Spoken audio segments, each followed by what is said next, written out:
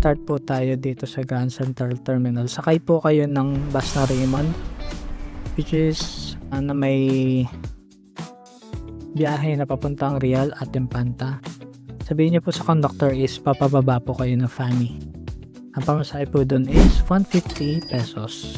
Pagbaba po niyo ng Fanny is tricycle naman po kayo papuntang Sinuluan Market.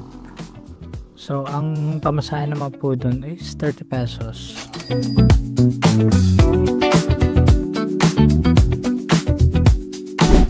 Pagbaba nyo po ng Sinuluan Market, sakay naman po kayo ng jeep going to Tanay Terminal.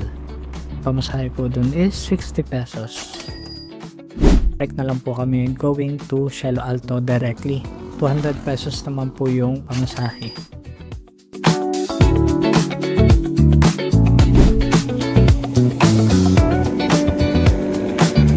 Starting with the Grand Central Terminal, sakay po kayo ng bus papuntang Cubao. Either ito po yung Jackliner, Lucena Liner, or DLTV. 200 po yung pamasahe doon. Sakay naman po kayo ng jeep papuntang Kogyo. Kogyo Antipolo po. Ang pamasahe naman po doon is 77 pesos. Pag baba nyo po ng Kogyo Market, Antipolo, may nag-aantay po uling jeep doon. Papunta naman po siyang Sampaloc. Yung jeep naman po yun is diretso Marilaki na po. Sabihin niyo po sa conductor is baba po kayo ng Martesan Cafe. Ang pamasahe po dun is 90 pesos.